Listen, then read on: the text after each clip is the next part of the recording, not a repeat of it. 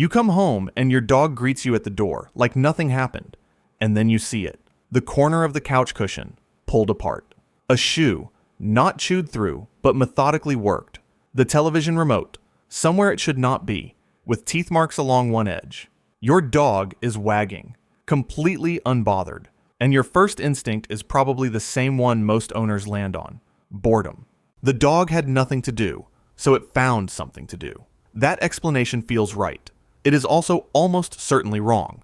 There is one finding from veterinary neuroscience that reframes everything about what you just walked into. It does not make the chewing easier to live with, but it makes your dog very difficult to be angry at. We will get there. Start with the boredom theory, because it deserves a real examination before it gets set aside. The logic is intuitive. Dog has energy. Dog has no outlet. Dog destroys things. The solution, then, is more exercise, more toys, more engagement. Most owners have tried this. Most owners will tell you it helped somewhat and solved nothing.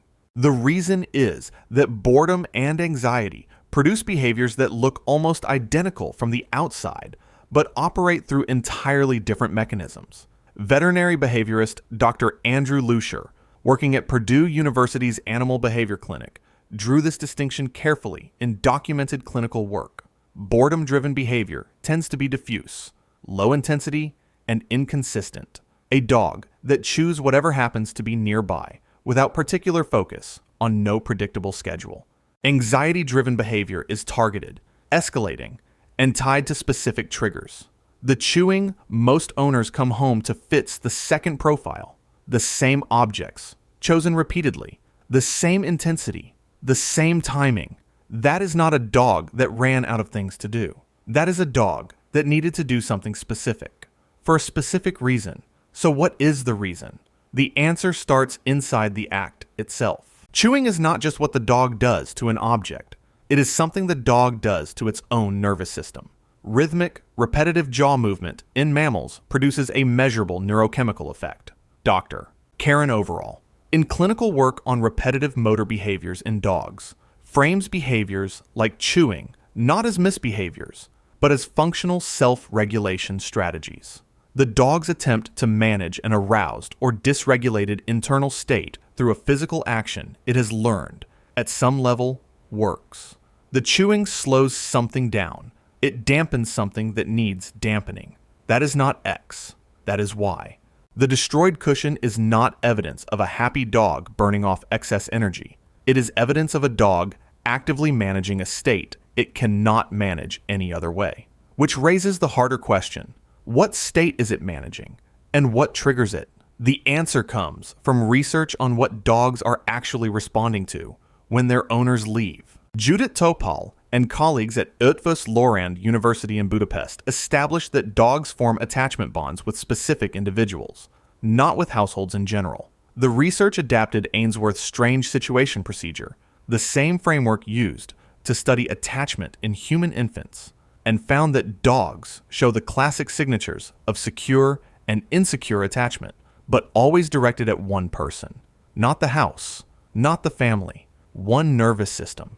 Therese Rehn and colleagues at the Swedish University of Agricultural Sciences extended this by measuring cortisol levels across multiple conditions: owner present, owner absent, and stranger present. Cortisol rose specifically during owner absence, not during isolation in general, not when an unfamiliar person entered. The dog's stress response activated for one precise reason, and it was not being alone. It was the absence of that one specific person. Think about what that means. A second dog does not fix this. A dog sitter does not reliably fix this. The chewing is not a loneliness problem with a company-shaped solution. It is an attachment problem, a specific nervous system missing from the room, and a dog whose regulatory system has lost the external anchor it depends on. And here is where the behavior becomes harder to dismiss as random. If you look at what dogs choose to chew during these periods, the pattern is consistent. Clinical observations from Dr. Nicholas Dodman at Tufts University's Cummings School of Veterinary Medicine documented a strong, repeated preference for objects that carry the owner's scent: worn clothing, used shoes, items recently handled. This is not incidental. A dog's olfactory capability is estimated at 10,000 to 100,000 times more sensitive than a human's, depending on the compound being detected. An owner's scent on a shoe is not a faint trace. It is vivid. It activates neural pathways that process proximity and safety. The dog is not destroying the shoe. It is seeking you through the shoe. The object was chosen because it was the closest thing to your presence available. That reframe is worth sitting with, but it also leads somewhere important, because not every dog develops this pattern, even under the same conditions of attachment and absence. The difference between a dog that waits quietly and a dog that systematically dismantles your belongings often traces back much further than most owners realize. Research on the canine developmental sensitive period, established comprehensively by Scott and Fuller in foundational work at the Jackson Laboratory in 1965, identified the window between 3 and 12 weeks as the phase during which a dog's stress response architecture is most malleable. What happens during that window shapes the baseline the dog will carry for the rest of its life. More recently, Deborah Duffy and James Serpell at the University of Pennsylvania's Center for the Interaction of Animals and Society found that early life stress, weaning before 8 weeks, limited maternal contact, inconsistent early environments, was a measurable predictor of anxiety-related behaviors in adult dogs, including destructive behavior. The dog you adopted as an adult arrived with a stress response system that was built long before you met them. That does not excuse the chewing, and it does not make the environment you create irrelevant, but it explains why two dogs raised in identical households can respond to the same absence in entirely different ways. Early architecture shapes the baseline, and what most owners then reach for, training, addresses something different. Training approaches focused on the chewing itself, redirection, management, correction, produce inconsistent results when the underlying state is not addressed. The critical distinction is between behavioral compliance and physiological regulation. A dog can learn not to chew in your presence while remaining in a chronically elevated stress state in your absence. The behavior gets suppressed. The state does not.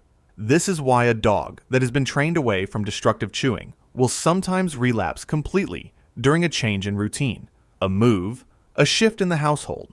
The training held while conditions were stable. The underlying regulation problem was never resolved, and when the conditions changed, the surface gave way. If training addresses the behavior without touching the root, what addresses the root? The answer is where the neuroscience becomes genuinely unsettling. Lena Roth and colleagues at Linköping University measured long-term cortisol levels in dogs presenting with separation-related behavior problems. They did not measure acute cortisol spikes. They used hair samples, which capture hormonal accumulation over weeks and months. A record of what the stress system has been doing, not just what it is doing right now. What they found was this: some of the most severely affected dogs showed cortisol levels lower than dogs without separation issues. Not because they were less stressed, because their stress systems had been operating at elevated levels for so long that the axis had begun to downregulate.